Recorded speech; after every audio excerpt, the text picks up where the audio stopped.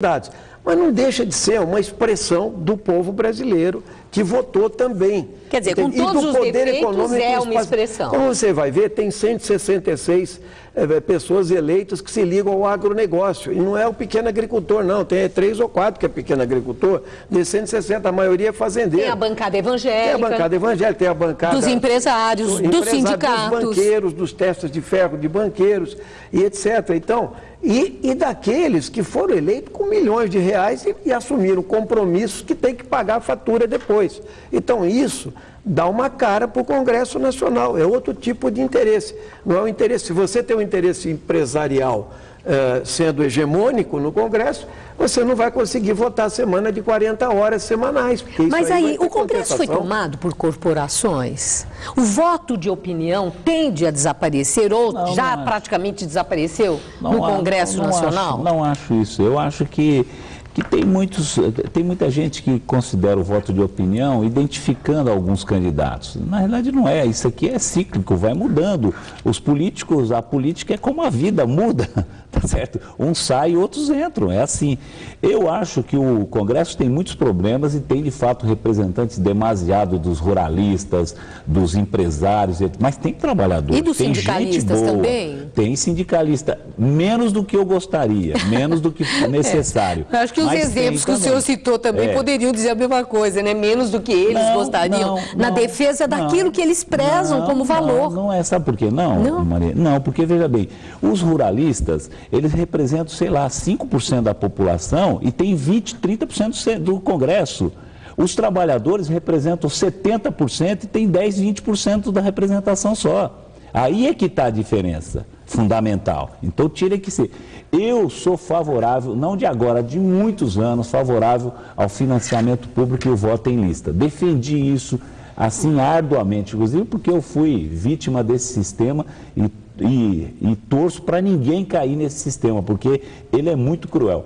Então, a melhor forma, nós precisávamos experimentar isso aqui no Brasil, o voto em lista. Agora, quando você fala isso, Maria Helena, o financiamento público, as pessoas falam, mas vai tirar dinheiro da saúde e da educação para pôr na campanha eleitoral.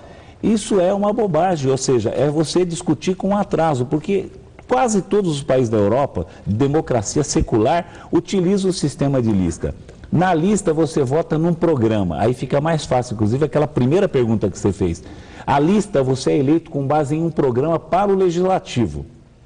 Tem fidelidade partidária obrigatória. O financiamento público define automaticamente um teto nacional para o deputado. Porque, veja, um deputado de São Paulo gasta 5 milhões para ganhar a eleição. Eu não. 4 milhões, 3 milhões, 2 milhões.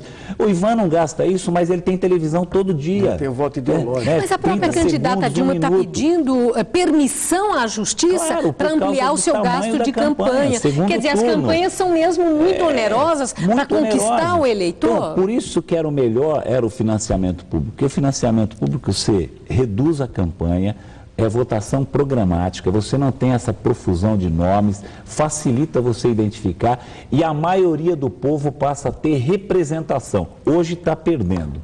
Bom, agora essa questão das figuras folclóricas, Ivan Valente, né?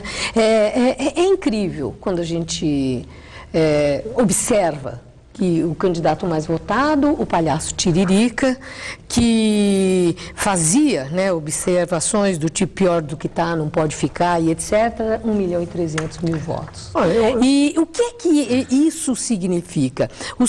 É um recado do eleitor, é um escárnio dos partidos em colocar esses personagens para poder puxar voto e ter um quociente partidário e colocar mais parlamentares, é uma jogada antiética. Como é que os senhores avaliam? Bom, aqui em São Paulo, Maria Lida, também no Rio de Janeiro teve, mas em São Paulo, nós tivemos uma experiência de voto num rinoceronte do zoológico de São Paulo, que era o Cacareco. Foi no final da década de 50, se eu não me engano.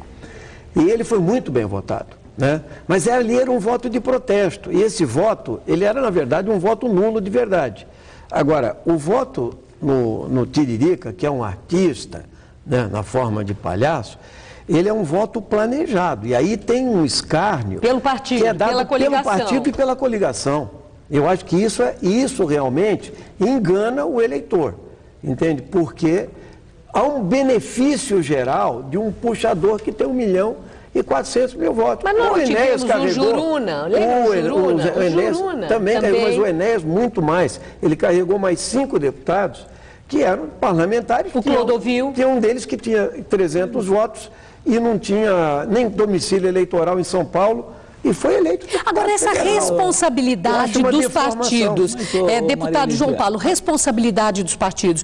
Praticamente em todos os partidos há figuras com imagem pública. É jogador de futebol. Teve uma matéria sobre a questão do Tiririca que precisa ser dita. Houve uma pesquisa anterior ao lançamento e à filiação partidária desse cidadão para saber qual era o potencial de voto dele. Depois foi contratado um conjunto de profissionais humorísticos, entende? Que souberam pegar na veia, ou seja, colocar esquetes na televisão que eram extremamente chamativos e lidavam com o imaginário da população. Por isso que o Tiririca teve 1.300.000, foi um ato planejado. É antiético que os partidos utilizem desse tipo de expediente.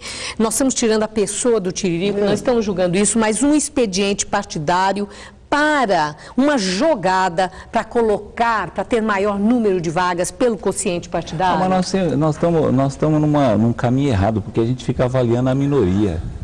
São Paulo tem mais de 30 milhões de eleitores. A maioria dos eleitores de São Paulo não foram na conversa do Tiririca.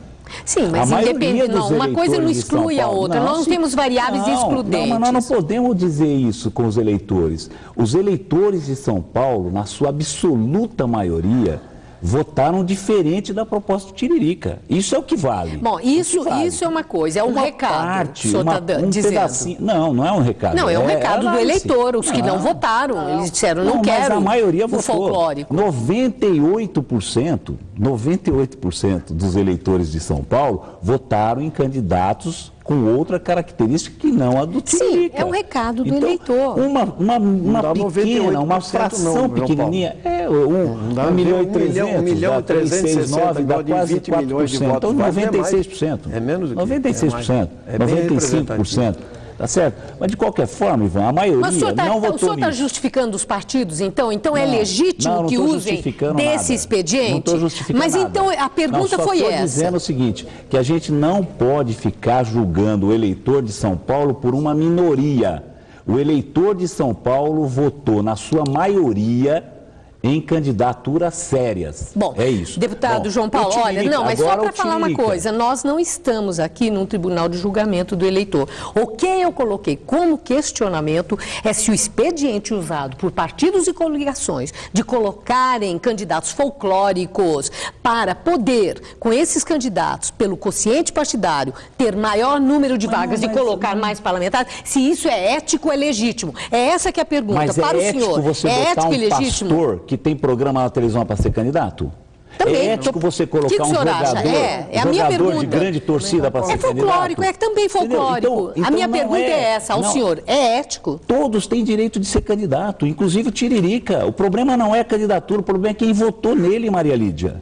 O problema é o eleitor. Quer dizer, o partido não tem responsabilidade alguma com essa jogada, com um outro interesse? Ué, e se o Tiririca quisesse, como quis efetivamente, ser candidato, ele não poderia ser candidato? Ou qualquer outro palhaço não pode ser candidato? Ele pode, João. Mas o senhor acabou de ser. Então pode ser candidato. Então o problema... Não, mas o problema, eu acho que o problema não é simples assim, de dizer por que o Tiririca foi candidato. Não.